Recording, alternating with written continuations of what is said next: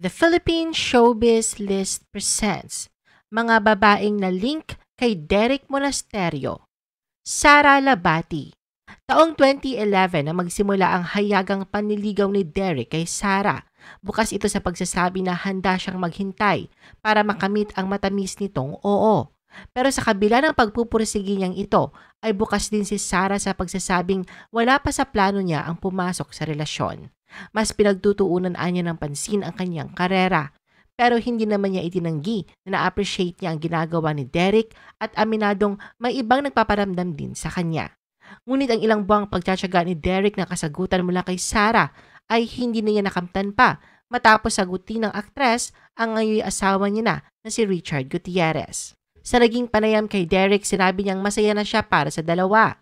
Biro pa niya na sa halip na nabasted ang gamitin ng words, mas maganda daw na sabihin at pakinggan na hindi lang naging matagumpay ang panliligaw niya kay Sara. Barbie Forteza. Kung may isa man sa naunang na link kay Derek, ito ay walang iba kundi ang dating ka-love team na si Barbie Forteza.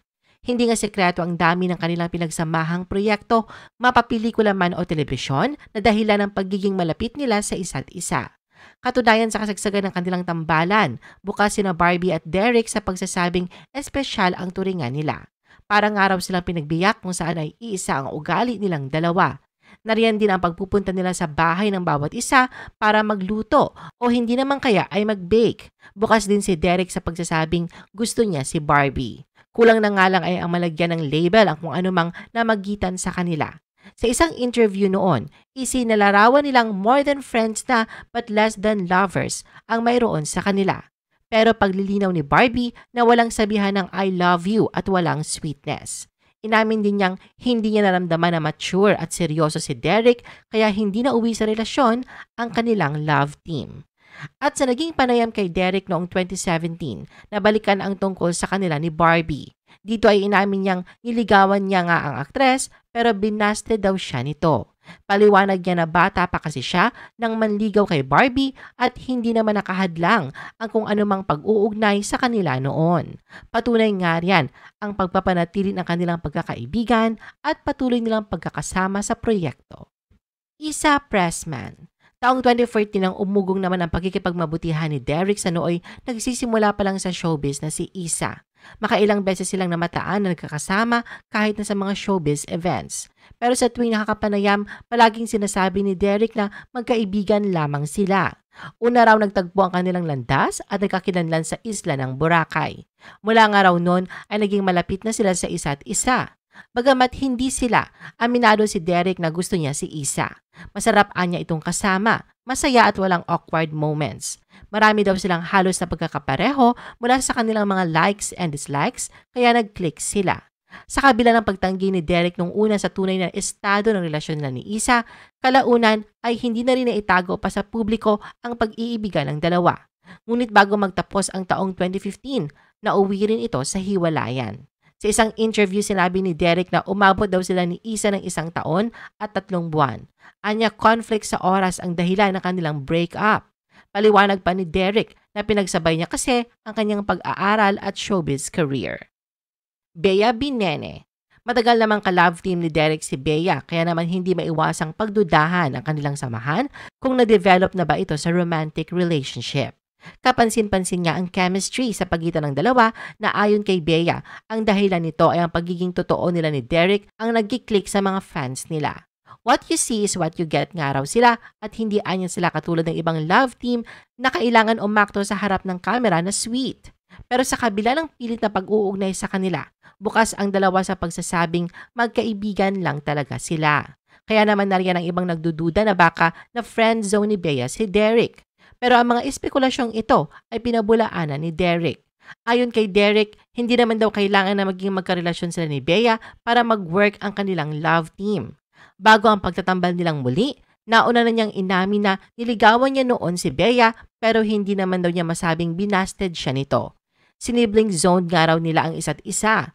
Ganun pa man, aminado si Derek na girlfriend material si Bea. Maging si Bea ay aware din sa pagiging very vocal ni Derek tungkol sa posibilidad na maging sila balang araw. Magka-vibes na daw sila mula pa noong nagkasama sila sa Twin Hearts hanggang sa naiparehas sa isa't isa. Pero paglilinaw niya na hindi niya na friend zone at hindi naging sila ni Derek. Nakafocus daw sila sa kanilang career at ine-enjoy ang company ng bawat isa na hindi naman kailangang lagyan ng label. Gate ni Bea na hindi disadvantage ang pagiging too comfortable sa isa't isa. Mas maigi nga raw yun dahil sa hindi na kailangang mag-pretend. Kaya nilang magpakatotoo sa harap ng bawat isa na kahit na anong gawin nila. Kathleen Joy Payton. Nasilayan namang muli ang makulay na pag-ibig ni Derek sa piling ng Filipino-Australian at kinoronahang Miss Manila 2018 at Miss Teen International 2017 na si Kathleen Joy Payton. Noong January 2019, nag-post si Kathleen via Instagram ng larawan nila ni Derek na tila kuha sa beach. Nang matanong kung bakit hindi niya masyadong isla sa publiko ang pagkikipag-date sa beauty queen, paliwanag ni Derek na yung ratio ng pag-busted at pagsagot sa kanya, yung busted anya out of 10 ay 6. Mga 4 lang daw yung sumagot sa kanya kaya hindi ito talaga madali para sa kanya. Karamihan din daw sa mga naging kasintahan ni Derek ay non-showbiz. Wala pa raw siya naging girlfriend sa industriyang ginagalawan. Ayon kay Derek, kapag non-showbiz daw kasi ay hindi magulo at walang lalabas na balita kapag may nangyari tulad ng hiwalayan. Yung mga hindi matitinong babae, anya, yung titingnan lang daw nila ay itsura mo, sobrang mababaw. Samantala ang mga matitinong babae naman daw ay mas pinag-iisipan kung makabubuti ba kung makikipagrelasyon sa kanya. At sa Grand Press Con ng pelikulang kanyang kinatampukan noong September 2019, inamin ni Derek na halos 8 buwan na silang hiwalay ni Kathleen. Anya, mutual decision ang kanilang breakup. Napagtanto daw nila na hindi na healthy ang mga nangyayari para sa kanilang mental health at spiritual growth. Ayon kay Derek, may kulang-kulang 1 year din daw inabot at inamin hindi sila ganun ka-compatible ni Kathleen. Livia Dumont. Makalipas ang ilang buwang pagtatapos ng relasyon nila ni Kathleen, nakahanap naman ng bagong pag-ibig si Derek. Sa ginanap na Havana Nights Thanksgiving Party ng GMA Network noong November 2019, abot tenga ang ngiti niya nang ipakilala ang nagpapatibok ng kanyang puso, ang Brazilian model na si Livia Dumont. Sa naging interview kay Derek, ikinuwento niya na love at first sight siya kay Livia at 2 buwan pa lang daw silang magkarelasyon. Pag-amin pa niya na panay ang direct message niya noon kay Livia sa Instagram para mapansin siya nito. Ayon kay Derek, ilan sa mga nagustuhan niya kay Livia ay ang sobrang sweetness nito, lalo na anya ang taglay nitong ngiti na nakakahawa. Samantala sa panig naman ni Livia, sinabi niyang isa sa nagustuhan niya sa nobyo ay palagi itong andyan para sa kanya. Dahil na rin sa angking artistahin looks ni Livia, bukas si Derek sa posibilidad na pasukin daw nito ang showbiz. Katunayan, hindi lang daw siya ang may gusto dahil maging si Livia ay nais din daw masubukan ang pag-arte balang araw. Kaya naman naroon siya upang suportahan ito at una nga sa payo niya rito ay pag-aralan ang pagsasalita ng Tagalog.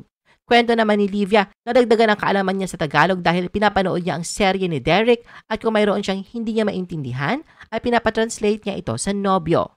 Ngunit sa kabila ng binitawang matamis na salita at pinakitang sweetness ni Derek at Livia ng gabing yon, hindi na nasundan pa ang tagpong ito ng dalawa na walang dudang nauwi din sa hiwalayan.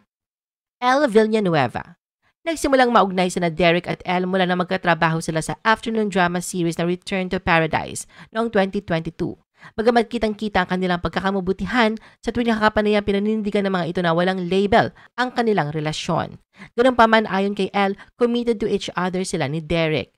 Parehas daw sila ng goals sa kanilang relationship, kaya hanggat maaari ay nais silang panatilihing pribado ito. Ayaw din daw kasi nilang mag-expect ang publiko, lalo na ang kanilang fans, sakaling lagyan nila ni Derek ng label ang kanilang relasyon.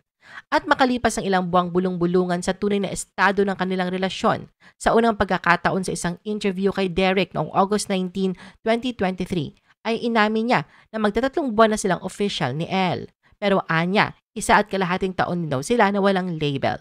Nang magtapos daw pinagsamahang serye, parang nasa proving stage pa lang sila ng mga panahong yon.